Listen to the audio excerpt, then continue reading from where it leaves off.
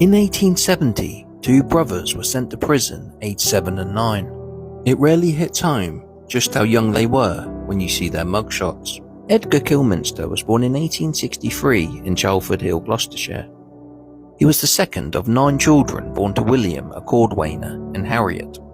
In 1870, Edgar and his brother Joseph got in trouble with the law. They were aged 7 and 9 and were charged with stealing several articles, the property of Albert Baker. The boys were sent to prison for 7 days, and at the expiration of that time, they received 7 strokes with the birch rod. When imprisoned, Edgar was described as having brown hair, grey eyes, a light complexion, and a scar by the left eye. He was only 3 feet 10 inches tall. His brother Joseph, although 2 years older, was actually 1 inch shorter, and had brown hair, blue eyes, and a fresh complexion, and a hare lip. By April 1871, the 2 brothers, aged 9 and 8, were working at a silk mill and school half-time. In 1873, he was fined for stealing 2 sheaves of wheat, and in 1874 he was in trouble for beating another young lad named Walter Hook. Edgar said, "I'm only guilty of giving him a smack on the head, that is all."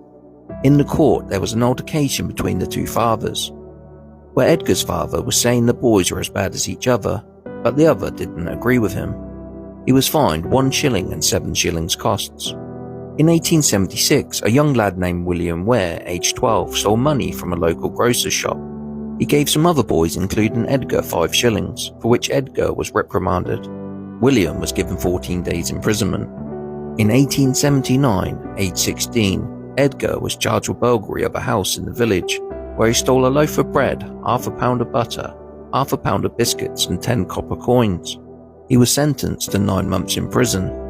In 1881, aged 18, he enlisted in the Royal Warwickshire Regiment and spent 6 years based in India. He was based in England between 1889 and 1893, when he was discharged. During this time, in 1892, he married Mary Elizabeth Griffin at Chalford Hill. They had a daughter Gladys in 1893 and a son George in 1900. In June 1900, aged 37, he re-enlisted in the Royal Reserve Regiment and spent time in the Mediterranean and South Africa after the Boer War. He was discharged in 1905. He spent time working in South Wales at a colliery and returned to Chalford and worked as a builder's labourer. His wife passed away in 1921 and he lost his son in 1927, aged only 27. Edgar passed away in 1934, aged 71. So rest in peace, Edgar. You will be remembered. This mugshot was taken in 1876, and today I will tell you his story. John Marshall was born in 1842 in Cambridge to William and Sarah Marshall. His life got off to a tough start, as his mother died in 1848 when he was just 6 years old. His father remarried in 1860, but after his father's death in 1865, he lodged with the Ballard family in Half Moon Yard. In June 1876, he was in trouble with the law. The report said John Marshall, a peddler of Cambridge, for assaulting Elizabeth Skelton at Littleport. He was committed for 2 months. Later in the month, he appeared in the paper again. This time, Mrs. Skelton of Littleport was charged with assaulting John Marshall, a travelling draper now a prisoner under conviction for assaulting the present defendant. It said that John, who's a travelling draper, called at the house of the defendant. Mrs. Skelton's story is that John knocked her down, kicked her and bit her on the shoulder and the bosom, and for this the magistrates convicted him. John said assault was rarely committed by the defendant, and that the complainant did no more than push the defendant when she flew at him, that she fell down, but got hold of complainant and pulled him down too, tearing his waistcoat, and that Mrs. Skelton bit him on the left thigh. After a lengthy hearing, the case was dismissed. In September 1876, he was in trouble again.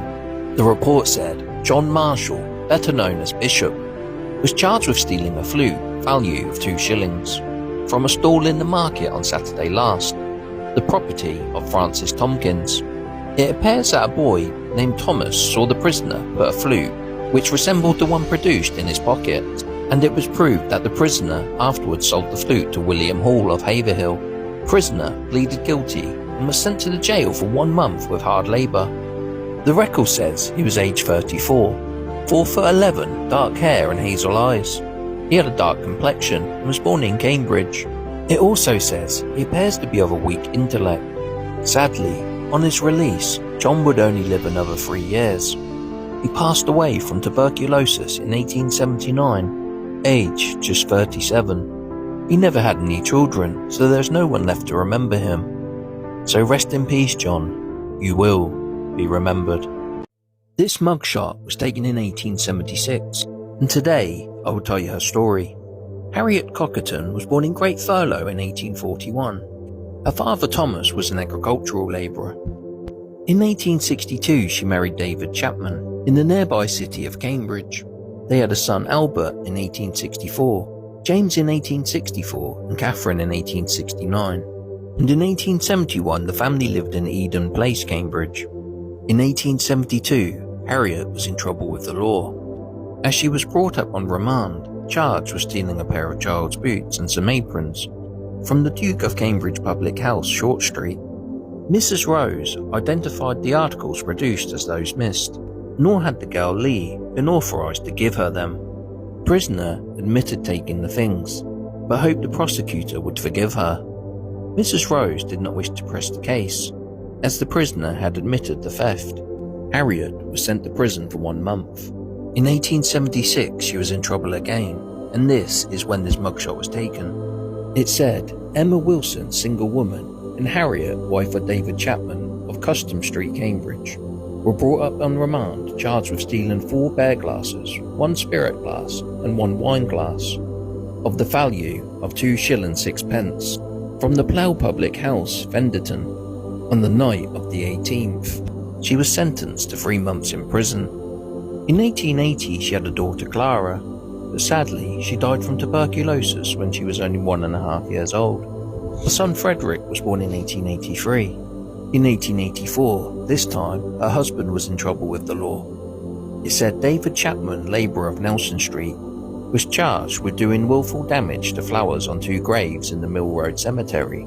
A man named Stambridge stated that he was at work at Mill Road Cemetery on Saturday afternoon when he saw defendant pick flowers off 2 graves. The custodian of the cemetery said he found the flowers produced in defendant's pocket. He had had several complaints made to him about flowers being taken from graves. The mayor characterised the offence as a serious one, remarking that the fact of defendant having a grave belonging to him in the cemetery ought to make him more respectful of other graves. He was fined 10 shillings. The family lived at York Street and then Cheddington Hill. David passed away on December 5th, 1903. Sadly, Harriet died just 6 days later, maybe from a broken heart. So rest in peace, Harriet. You will be remembered. This mugshot was taken in 1876, and today I will tell you her story. Celia Smith was born in 1852 in Pambersford, Cambridgeshire. In 1868, aged just 16, she married Charles Smith, a soldier in the Private 56 Regiment. In 1870, they had twin girls, Selina and Jeanette. Sadly, they both died as infants. Another daughter, Jeanette, was born in 1873, but sadly she also died an infant. You can only imagine how Celia would have felt. By now, the family lived in Duxford, Cambridgeshire. In 1876, she was in trouble with the law. The report said Celia Smith, married woman of Duxford, was charged with having stolen and taken a piece of wood valued at 1.5 pence, the property of Mary Jones, widow of that place. She pleaded guilty and was committed to jail for 7 days with hard labour. They had a son, George Henry, in 1878, Harriet in 1880, and Frederick in 1881. Sadly, she lost another child as Frederick died aged 3 months. Twin girls Edith and Priscilla were born in 1882. A son Harry was born in 1884, but again the family suffered a loss, as he died aged 9 months. Percy was born in 1885, and John in 1886. Sadly, he also died an infant. Kate was born in 1887, and William in 1890. By now, the family lived in High Street, Duxford, and Charles was working as a roadman for the county council. This is where they remained the rest of their life. I'm sure the family had happier times, as they saw their children marry and have children of their own. Celia passed away in 1925, aged 73. Charles outlived his wife by 5 years. He passed away in 1930, aged 75. So rest in peace, Celia. You will be remembered.